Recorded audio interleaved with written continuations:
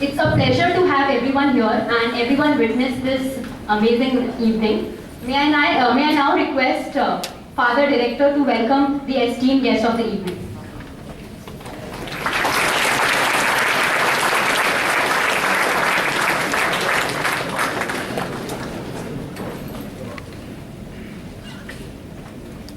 On behalf of the XLRI management, faculty, staff and students, it gives me immense pleasure to extend a warm welcome to Dr. Muhammad Yunus.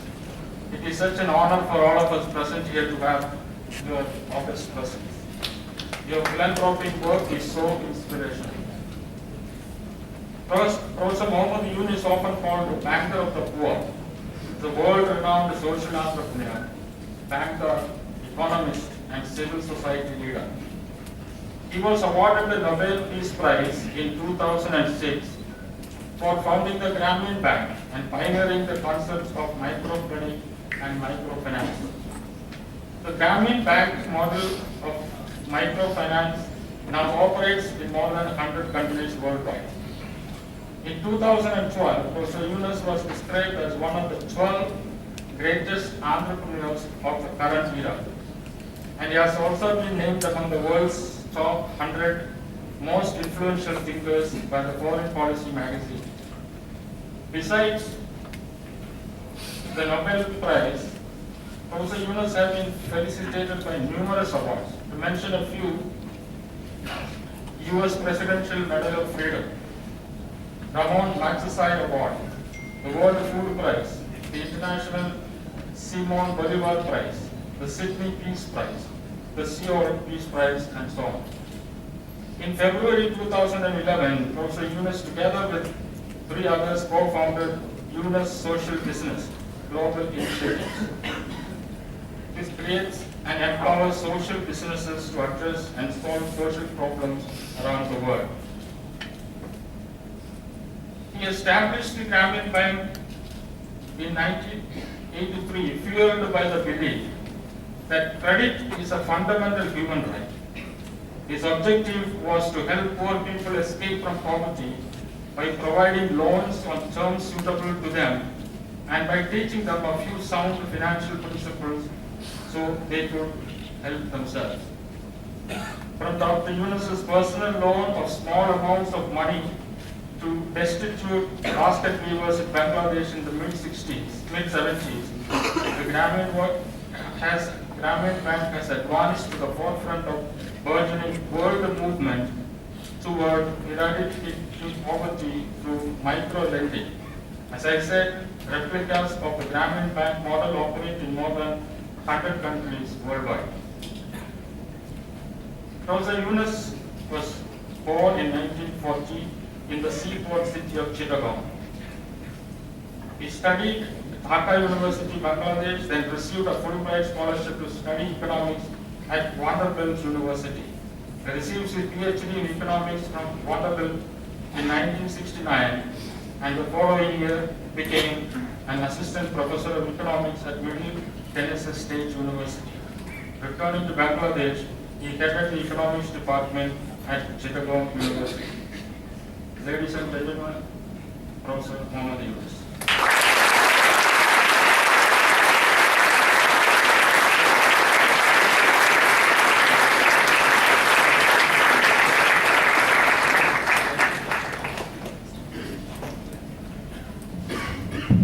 Hello. Okay. Good afternoon. Good evening. Whatever it is. Well, delighted to be here. I didn't realize that so many people would be here. I thought it a smaller group. But I'm delighted that I could talk to you as an academic institution, because most of what I've been doing is kind of questioning everything that is being taught. So it's very happy for you. You can blame me for that. And not because I'm kind of dedicated to do that. Because when I get into problem, I see problem is not in the people, problem is in thinking. That's what created all the massive issues that we have around us. And I was not even challenging in that way. So doing little things got me into trouble because I got into confrontation with existing norms, existing system, and so on. And the first one, obviously, was the lending, the banking side of it. I wanted to lend tiny money to poor women in a village next door to the university campus. So I was just a teacher in the university, and terrible situation that goes on in the country. So I thought, I said, you know what? People are more stupid than that. They give away their money. It's nothing new. People give away. That's what we call charity. They are philanthropists. Not in hundreds, not in thousands, in billions and billions of dollars. What? Give away. So I said, well, what is so shocking about investing the money and getting it back and using it again and again? If you can give away, this is more stupid than what I'm suggesting. So there's nothing stupid about it. So simply, it doesn't fit into your idea of business. I'm saying there are two kinds of business. One to make money, one to solve problems. In the capitalist world, they always pride themselves. Capitalism gives options. I said, but look at that capitalism. When it comes to business, they don't give options. They say there's only one kind of business, make money. So you should be grateful to me, I'm giving you option. There are two kinds of business. You can choose it. I'm not saying you have to do it. I'm saying you can choose it, you have a choice. Well, it's all about what is the purpose of your life. If you want to make tons and tons of money, okay, go ahead, make money. But if you want to see a world different from what we have, better than what we have, then you'll be choosing that one. Solving problems with business. So that idea of social business started coming. We kept creating business after business to solve problems. We create energy company, solar energy company, to bring solar energy in the villages because they don't have electricity. So we created Gramin Shakti to sell solar home system. We tell them, the villagers, they don't understand what is solar home system. We tell them, give the money what you spend on kerosene every month. You promise to do that? I give you a solar home system right today. So there's nothing expenditure for you. Just what you spend on your kerosene. You do it for 3 years, and the whole system will be yours. You don't have to pay a penny to me anymore. You get solar energy free. Because I got the money back what I spent on you. People, this is a good idea. I have nothing to lose. I'm only spending money what I spend on kerosene. Today, Gramin Shakti has reached nearly 2 million homes, 1.8 million homes with solar energy. So instead of kerosene, we just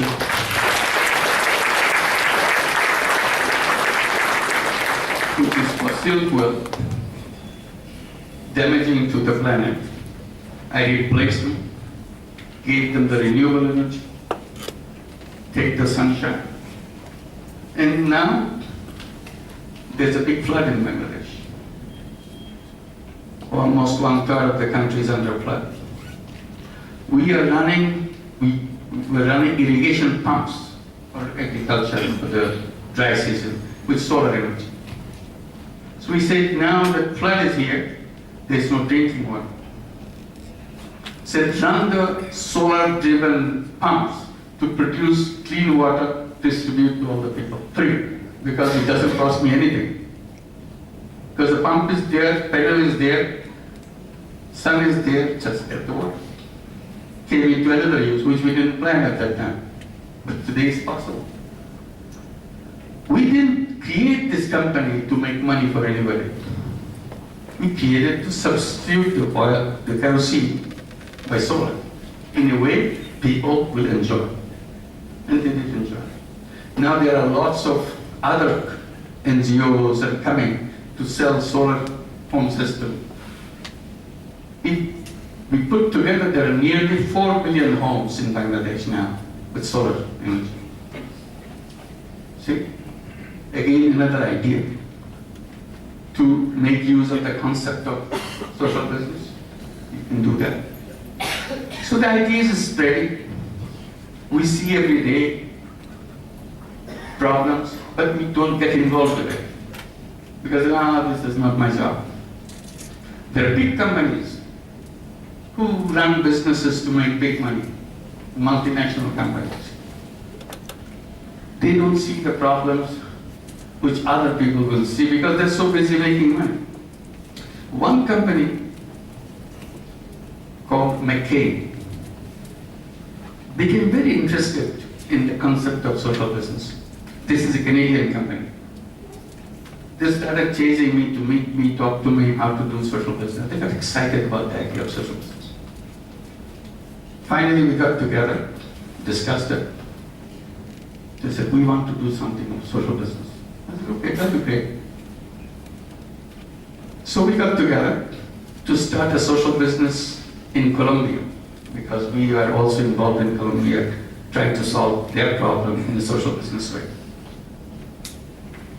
Colombia had an interesting, or a bad problem, I shouldn't say interesting. They lost the coffee market. Colombian coffee, I don't know if you are familiar with that. Colombian coffee lost all the market in the world because Vietnamese coffee, Indonesian coffee took out all the top place. So the investors in Colombian coffee, which is most American companies, they just withdrew their business from Colombia because nobody is buying their coffee. They started investing in Vietnam and Indonesia. But what happened to the coffee growers? They could not go to Vietnam to start doing this thing. They're there without any income. So that was the challenge that came to us. So we said, okay, McCain, let's do it here. We switched the crop from coffee to potato because McCain is a potato company. When they came to see me, after we discussed a little while, I said, can you tell me what kind of business you have? Because I didn't know anything about it. The guy said, do you like French fry? I said, yeah, I like French fry. So next time you eat French fry anywhere in the world, remember you are eating McCain French fry. I said, oh my God, you are big. He says, yes, we are big. So that's the company who controls 60% of the French fry market in the whole world. We said we want to grow potatoes with these people. Let's create a social business. We created a social business, named it Campo Vivo. It's a beautiful program. But that's not the story that I was going to tell. They got so excited. They are the largest buyer of potato in Europe. They came back to think, you know, in France, which is a major partner in our potato business, 26% of the potato grown in France are thrown away. Why? Because 6% of the potato cannot be picked up from the ground because the big machines that are brought in, they cannot catch every single potato. So 6% on an average remains under the ground, never picked up. And it's a cost to the farmer, it's a cost to the company who are buying the potato because they are charging it to buyers. And it ultimately comes back to the French fry eaters. 20% of the potato are never sold. It's picked up, but never sold. Why? They have wrong shape. They are not nice round shape. They are not good for the machines which produce French fry. So the companies don't buy it. Since companies don't buy it, farmers have no use. Who want to eat tons and tons of potato? Nobody buys it. So they just throw it away, plow it back into the ground and say, 26%. Now this time they became interested in social business, they became interested in social business. For the first time they saw this 26% potato wasted away. Until then they never noticed it. This is part of their life. Suddenly the guy who was the head of this operation in France, of McCain, why are we wasting this? It could be good social business. He created a beautiful social business. Buy up all these potatoes at a very cheap price, because they throw it away, so people sell it for any price. And then make potato soup. For all these years, it never occurred to our head that this is a food we can use in another version. Because soup doesn't need a shape. French fry needs a shape, soup doesn't need a shape. So it became very popular soup in France. It's a social business soup. And the French chef offering their special recipe of potato soup for social business with their images and so on. Now everybody loves it because it is gone out of our table, now it's came back to our table. Very simple idea, but you do not notice until you cut it into your head. So it's not your eye which sees things, it's your brain who sees things. So you activate the brain, suddenly you see things which you never saw. The story doesn't end here. Then they notice this is not the problem of potato only. It's the problem of all the vegetables grown in Europe. Vegetables. And in the vegetable industry in Europe, it has a formal name in the industry. These are known as ugly vegetable. That's the formal name. They call it ugly vegetable. Nobody buys ugly vegetable. So what do the farmers do? They throw it away. Because nobody buys it.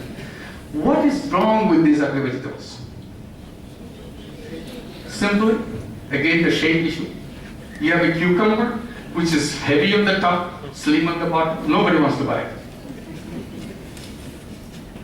So you can see any vegetable is the wrong shape. If you put it in your grocery shop, in the grocery chain, consumers will walk away. In the grocery chain in your shop, you want all the vegetables to be in a military formation.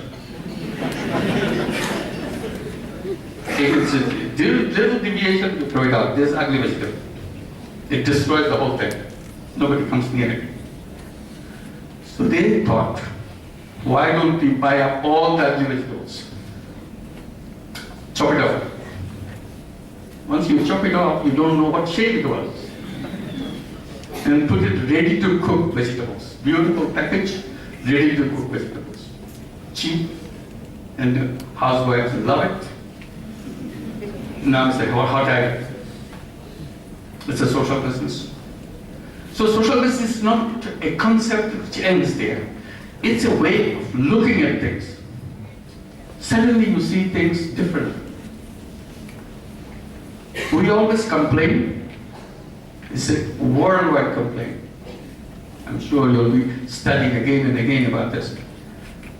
In agriculture, farmers grow lots of things, work very hard under very adverse circumstances to do that, but they don't get the price they deserve. Same item which farmers don't get the price, consumers in the final market pay a very high price. Mismatch. Producers don't get anything. He's hardly trying to cover his costs, pay his lenders, so he doesn't have to commit suicide. That's his worries. Somebody buys it from him at the harvest season, very cheap, because everybody's trying to sell. And take advantage and sells in the final market in a very expensive way. It's a tradition.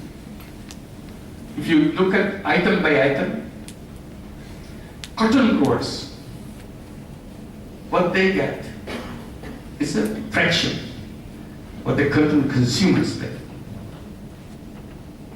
So somebody in between get the price, make the money, middleman. Coffee growers. You buy a cup of coffee for $4, $5, a cup of coffee, fancy coffee. But for that cup of coffee, probably the coffee grower got a couple of cents or 3 cents for that cup. But you bought it for $4. Who got the rest? We don't worry about it. We see how to make more money by the coffee business. Our goal, that's how we're taught in the classroom, go and make more money. Whether the coffee growers get a good price or not, that's not our business. Make sure you buy the cheapest possible price for the grower so that you can make big margin. You see, logic is different. But in the social business, you reverse the logic. How to bring all this $4 per cup money that you create back to the producers who produced it? How do you do it? You create an intermediary company, social business company. Take the coffee from the growers and process it, whatever you have to do, and sell it in the final market. Oops, yes and no. Dangerous thing. So, it's possible. Anybody can do that. You don't have to do that nationwide thing. You can do small things, practice it.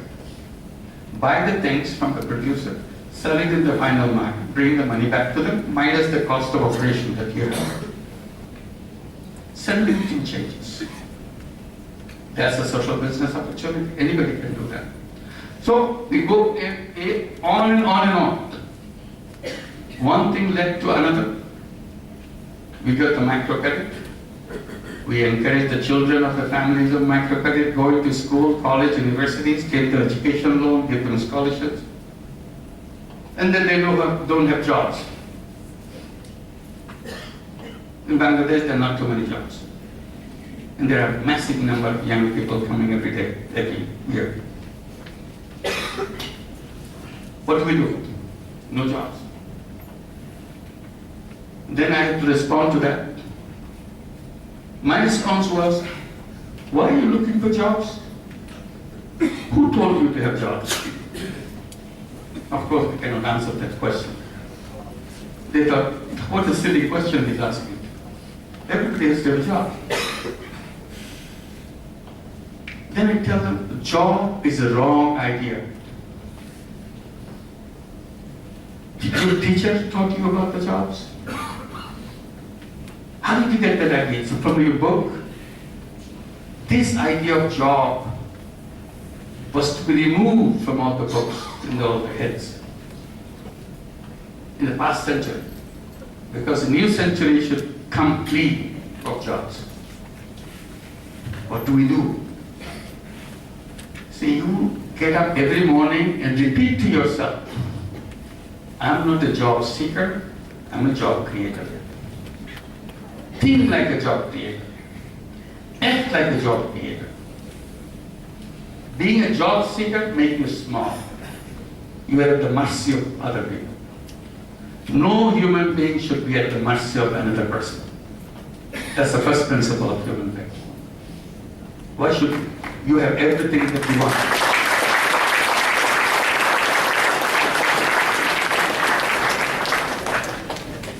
And I tell them, human being was never born on this planet to work for somebody else. That's not how we came to this planet. In this planet, when in the past years, when we were in the caves, we are not running around cave after cave with a job application. That's not what we did. Our history is we are the gatherers, we are the hunters, we are the farmers. That's our history. We depend on ourselves. We took care of ourselves. That's what we are. Job is only a recent thing. Came out of the wrong thinking. People were taught into wrong ideas. that you have to work for somebody else. Nobody questioned, why should I work for somebody else? What's wrong with me? What he got, I got everything too. Why should I work for him? And I insist on them explaining. I said, human beings are all about creativity. All human beings packed with unlimited creativity. If you accept the job, you are surrendering your creativity. You become a smaller being than what you are. Because from now on, you'll be taking orders. That's the job. And you treat yourself to a tiny little person what you are. You are a massive human being. You become a small human being to fit the slot. And you become used to the repetitive job. Creativity, your creativity is only a small part which you will need the rest to be sacrificed. By the end of your life, you will not recognize who you are anymore because you have lost everything. So why should you accept that? Why don't you become what you are? You're an entrepreneur. Change the world. That's what you are. Well, it sounds good when you hear talk about it, but the real question is, how do I do it? They said, we don't know how to become an entrepreneur. We don't have the money to become an entrepreneur. I said, that's a shame on you. Because your mother didn't say that. Your mother is an illiterate woman, never left her village in the entire lifetime. She dared to decide to take a loan of 3,000 taka or 4,000 taka, whatever the bank was giving, to start a business. You were born in this family. Your mother is the one who took that.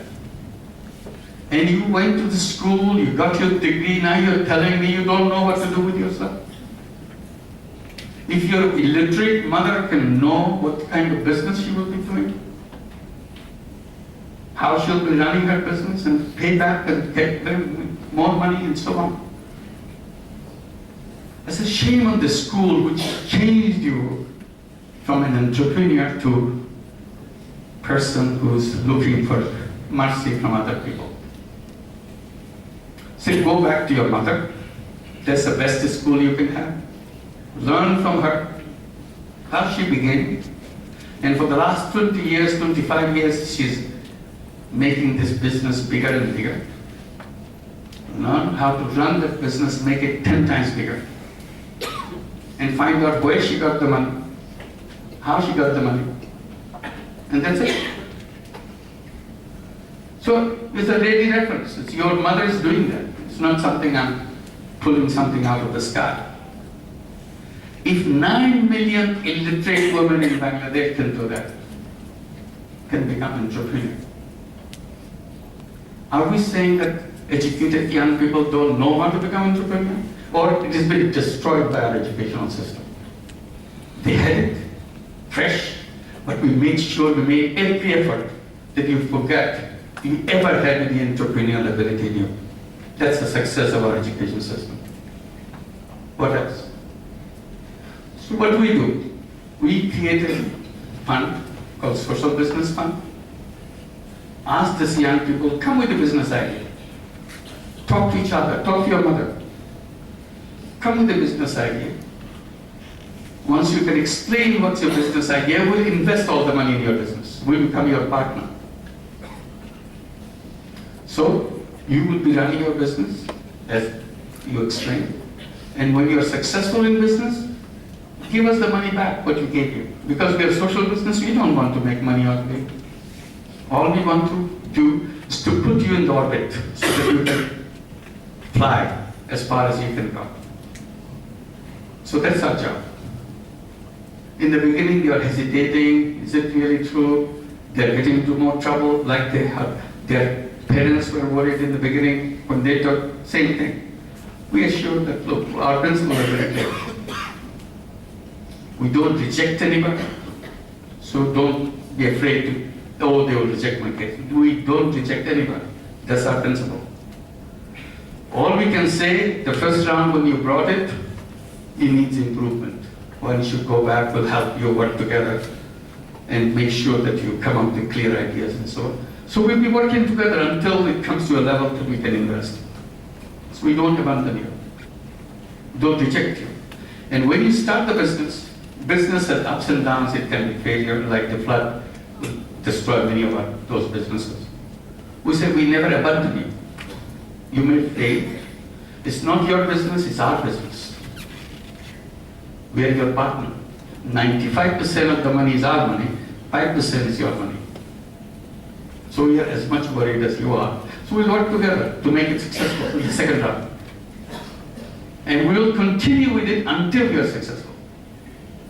And then gradually you return the money, you'll be on your own if you don't need us. If you need us, you come back again. We're here.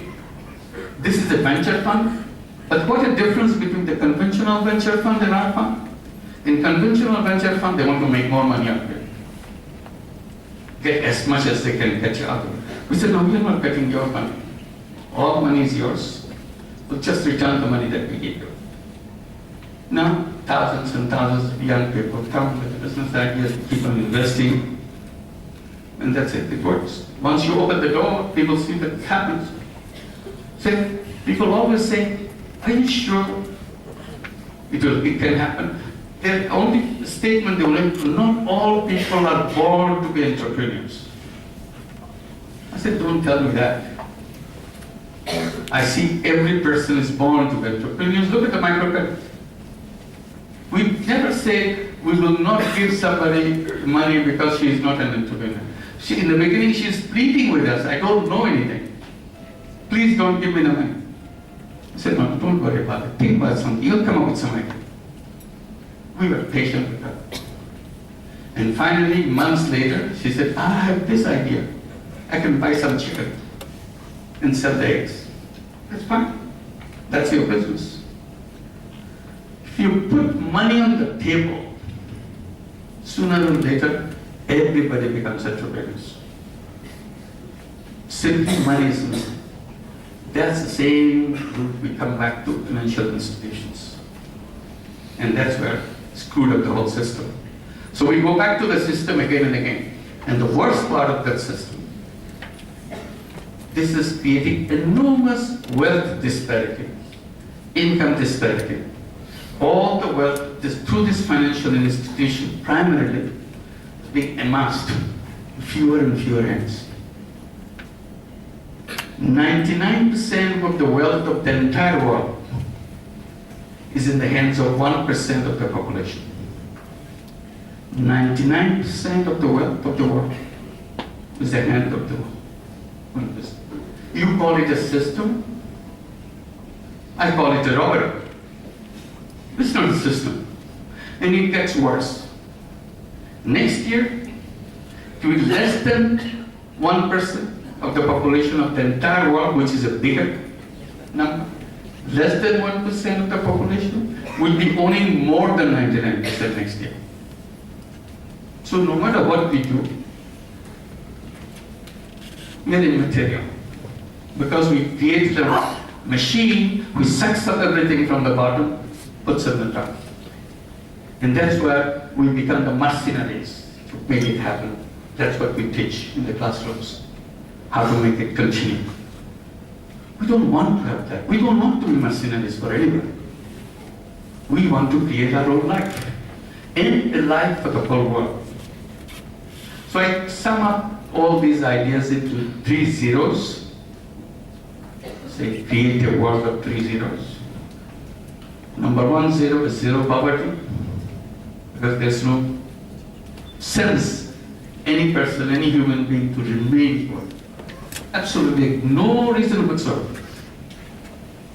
Only by creating a system which is squeezed the person out from the system, rejecting them, makes it happen.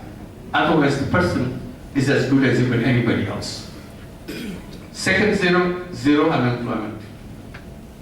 There's no reason why able-bodied human being just sit there and do nothing.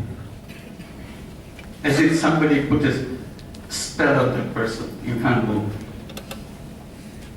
The system put the spell on the person. Otherwise, Why should any human being sit there do nothing? This is I'm unemployed. So what? Why don't you do something? What is the excuse that I'm unemployed, I don't have to do anything?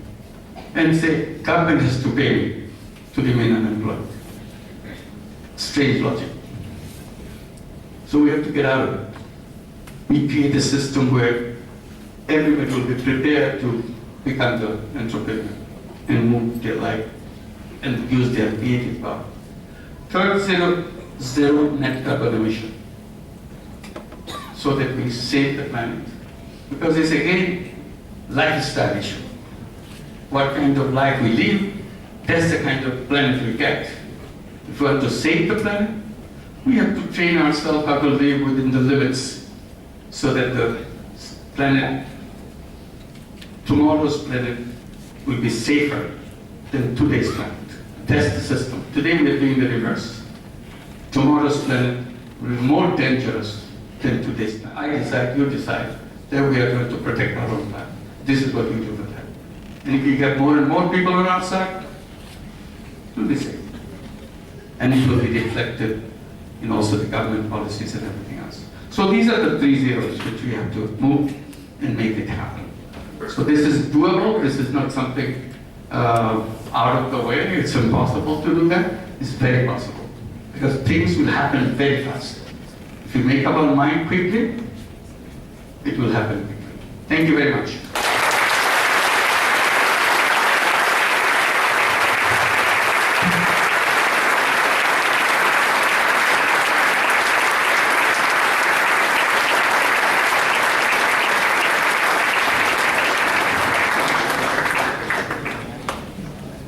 Thank you, sir.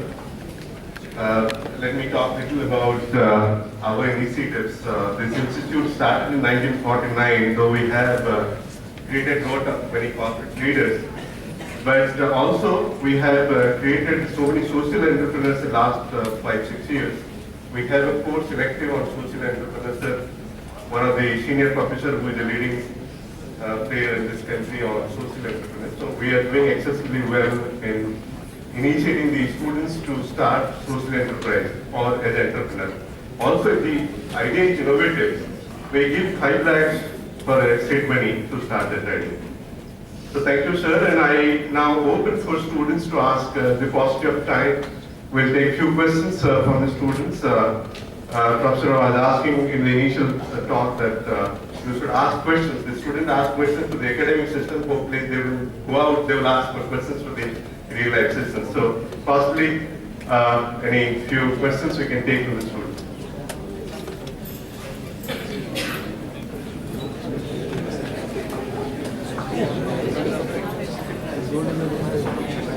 Good evening, sir. It is my immense pleasure to share the same room with you, and I believe all of my friends here would agree no less.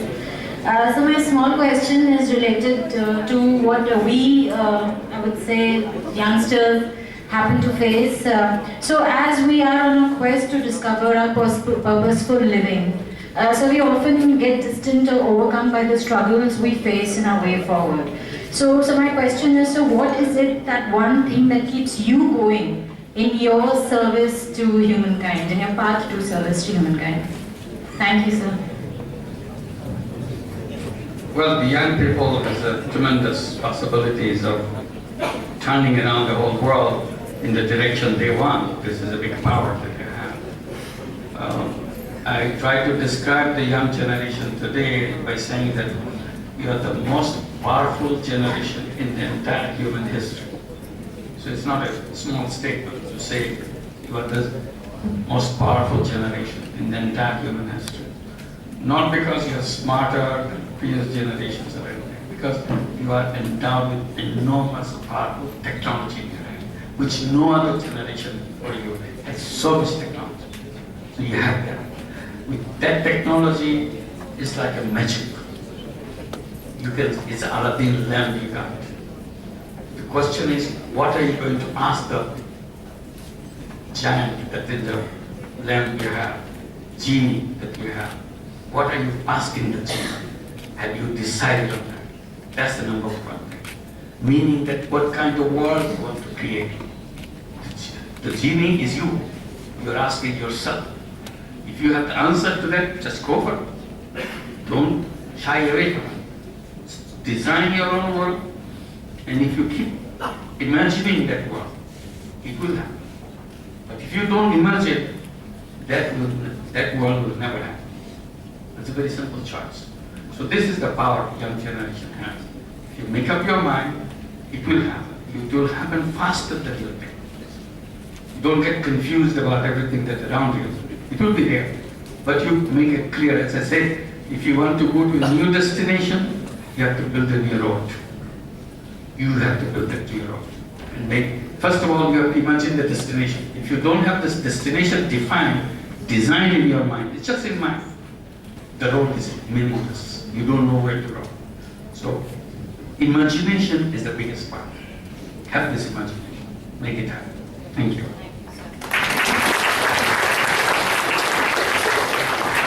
Thank you, sir. It's an honor for me to be over here listening to you. As you said that we have to change the system. So just while you were speaking about that, there were many potatoes that were left on the road that was destroyed. In the same way, when we go by road over here towards Ranchi, near Gundur, Tamar, Khunti or something, there are certainly the same thing is happening over there also. There are lots of farmers who have got their own mandi. You must be knowing what the mandi.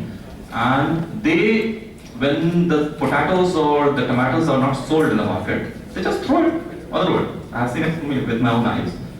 And then nobody cares for it. My question is, if suppose we build up a system where we try to put those tomatoes which are destroyed and we go to the urban area, then we face many challenges there. Challenges, I will tell you, at the ground level. Like there are mafias, there are gundas, there are middlemen, there are police walas who actually tried to block our way. And they don't allow us to enter into that urban market. That is very practical thing. And not only that, there are other rich men also, or rich entrepreneurs also, who don't allow us to actually penetrate into that particular zone. So the farmers who are actually producing in the village, they don't get the money from the urban market. Now this is the whole system. And you have asked us to change the system. Please, sir, kindly give us some light on this particular thing. Thank you. Yeah. Whenever you do something new, there will be a lot of obstacles. But you have to go through this, you learn how to do that. One issue, again, people ask me a million times, didn't the loan shark stop you? Didn't they create trouble for you? I said, they did. They did their job, we did our job. They can create trouble, we can solve trouble. This is how we are not just an inanimate object. They can do anything they want. We live in the same society they live. So we know how to befriend, how to overcome them, how to make through our work and so on. So if you want to solve a problem which you have never solved before, you'll be facing lots of unknown difficulties. So you should be prepared for that. And you will have to come up with smart ideas. Those people creating problems for you, they didn't come to Xavier's for their degrees, did they? But you can. So you're smarter than them. So this is where you go. You use your smartness, design something, they will not figure out how to tackle, how to stop you. For example, we have been talking to Tata all day and so on. They are very interested in social business. Come and talk to Tata. Just as an example, not that Tata knows anything about it. Talk to Tata. We want to have a brand name. You don't have to do anything. It's just make sure that it's hygienic and so on. We'll package it and so on. We'll say, call it Tata Tomato or something like that. So that nobody will dare to come near you because you have a brand name. It's not just ordinary thing. It's just a small thing. But if you're successful, this is not only your problem in Ranchi, this is a global problem. This problem exists everywhere. The real people cannot come to the marketplace because the mafia and everything else, they control the market. You have to figure out how to enter them, how to get through it. So we had lots of problems. We had political problems. We had problems from the loan sharks and so on. We had religious problems. Those things I have not mentioned. We were told that we are violating, that we're destroying the religion because we are bringing women into starting business. When religion gets into it, you know how violent it becomes. And particularly we are entering the territory of women. So everybody was furious. They gave us all kinds of bad things to kind of make the whole society angry with us. But we have to deal with that, but deal with it in a very concrete way. They were saying that, look, you are giving money to women to start business, and they are destroying the religion by doing. I said, well, didn't you read about our prophet's life? You're supposed to know everything about the prophet's life. You know what? When prophet was a young man, he worked under a woman. That's his first job. So if you want to be a good Muslim, you follow the footsteps of the prophet. So you have to find a woman to work under.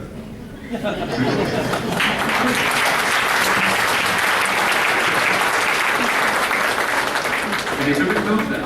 That's it. Then the prophet married her. So if you're a good Muslim, you have to marry a businesswoman because the prophet married a businesswoman. So it's a simple thing. They don't accept it right away, but they get very confused. Because they know that this is true. So how do you answer that question? He's trying to make this woman businesswoman, which the prophet liked it so much, that to the extent that he married a businesswoman. So those kind of things. You come up with ideas and things how to make it happen. Don't give it up easily. Thank you.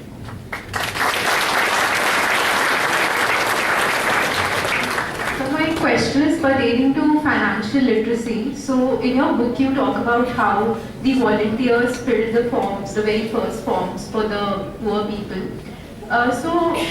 Even till date in rural as well as urban areas, we find that poor are not educated by how to go about the operations of a bank, right from starting to fill a simple bank deposit form to withdrawing money. So what is the solution that solves this problem on large scale? One is the way we have to face that same, because these are illiterate women, illiterate men too. Why do you need forms? The first question. Can you do business without forms? Forget about the forms. We took out whole collateralization, on which whole banking system stands. We took it off. Said, no, the whole thing will collapse. I said, we'll wait until it collapses, but in the meantime we'll work. It never collapsed. We said, how do you do that? I said, this is based on trust. Because even if you write, she cannot read. She can write anything you want, who cares? It's meaningless for her. So you create a banking system where you don't have a form. So that it's a trust. You gain money, I get money, account record, that's it. And many of these women don't even know how much money she has to pay more. Because though we write it down in her passbook, she has a passbook, but we write it down. She doesn't write it down. So she cannot read what it is. So that's the world you have to do. And in the meantime, you do try to encourage them to read numbers and things. That's a separate thing. This is not banking. So you're simply helping a person. One of the things we did in our beginning, since they cannot write their names, we said we'll teach them how to write their name. They don't have a pen, they don't have a pencil, they don't have paper. Just on this soil, take a stick and do that. Not because we need that name or signature, but we don't need it. To give them confidence that they can write their name. And after weeks of trial, finally when she writes it down, Aisha. And someone said, oh, you know Aisha. How did you figure that out? I didn't tell you. It's the biggest surprise in her life that somebody looked at this and said, Aisha.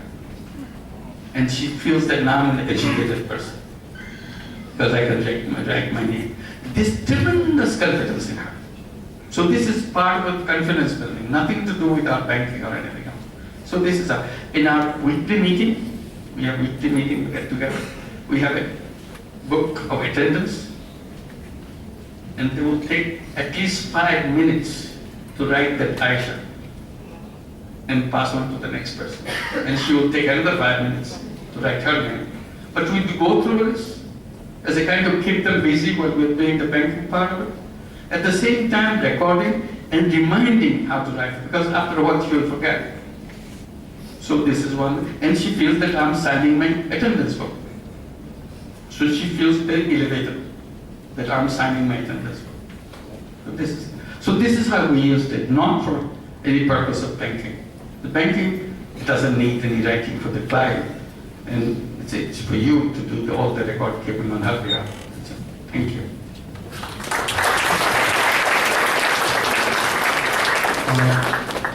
Good evening, sir. Sir, this side. To your left. Left, sir. A little more. Okay, you're great. Good evening, sir. Your story about financial inclusion has been an inspiration for all of us. Grameen Bank's financial inclusion programs have also inspired similar programs all across the world. And a similar program in India that has been recently put forward is the payments bank system, specifically targeted towards poorer people or people with less money in their hands. What is your opinion of the payments bank system, and do you think it will be actually successful in bringing financial inclusion to a large segment of India's population? I don't know exactly how it is done, so I'll not make any comments, but it's, you see, I try to give my comments on the word inclusive banking. That's what I'll focus on. I said I'm not talking about inclusive banking because inclusive banking gives the impression that you have the institution as it is and extend its coverage. That's not what I've been saying. I said this institution is incapable of doing it. No matter how you push them. You push them, you go 1 step or 2 steps. It will not go to the 100th step that is needed. So that I will not waste my time on them. Not because they are bad people, they are very good people, good friends. They explain to me, to anybody, what is their difficulties, because the rules and laws don't allow them to do things that I do. So they regret about it. They said, if we had a law like this, we'd be very happy to do that. We want to do that. So we need a new institution with a new legal framework. That legal framework was never created. So we talk about filling that vacuum, legal vacuum that exists, to create those banks for the poor people, so that anybody can do that and cover everybody. Nobody is excluded from that.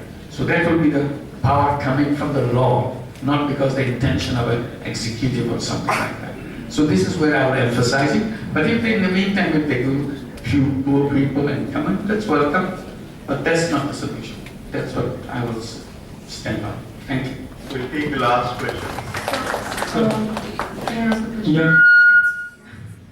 Good evening, sir. Sir, when you were talking about your Grameen Bank intervention, while the emphasis was to help the women, and like you said, that 97% of the participants currently comprise women. But it is also true that women are known to be more likely to repay their debts, and they are more likely to adhere to trust standards. But do you think the intervention would have been as successful if the downtrodden were maybe an equal mixture of men and women? Does the success of the program largely hinge on the fact that it was women? You mean if we shift it from women to men, will it work? Yes, if we just limit it to the downtrodden, which can comprise men or women without boundaries. That's what we started with. The only thing we wanted to do is a 50-50. Half men, half women. That's our goal initially. But when we got there, it took us 6 years to finally to make it happen, because the banking system ignores all women. Not even 1% of their clients happen to be women. So we wanted to protest that by creating a banking system where men and women have equal participation. So we reached that. But once we reached that, we saw money going to the family through women brought so much more benefit to the family than the same amount of money going to the family through men. Seeing it repeatedly, we changed our mind. We said, if you are using this money, better use of the money would be go to the women of the family. So we started entering the family through. That's the reason why it happened. Not because we want to ignore men or so on. And then we said that now that we're entering the family through women, that the women, the borrower of the bank, can borrow from anybody, for anybody in the family, for her husband, for son, for anybody. So she is the representative of the etc. So we are not discriminating against them, simply saying our door to the family could be through her. Thank you. Thank you, sir.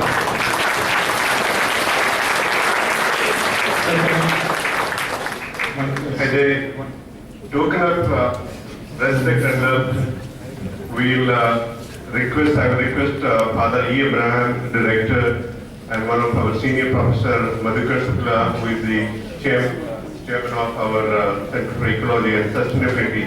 He has developed a course on social entrepreneurship, which is referred most of the universities in the world. So to present a memento to Dr. Muhammad Yunus.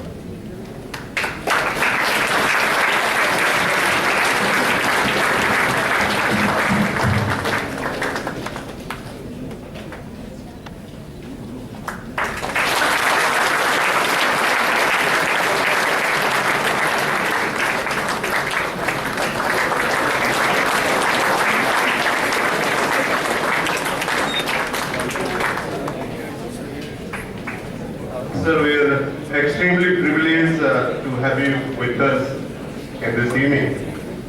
And you have been an inspiration to many people across the world for your unique approach, unique model. Your many decades of work, I hope it is 5 decades of work to improve the human dignity and financial inclusion, has served as a model of hope for all of us present here in this room. We deeply grateful to you and for your wonderful interaction that you have. We all in the present in this room will cheer for the years to come. And I thank our chairman, T.V. Narendran, the Tata Steel, to facilitate this you to be here. And thank you and wish you all a wonderful evening.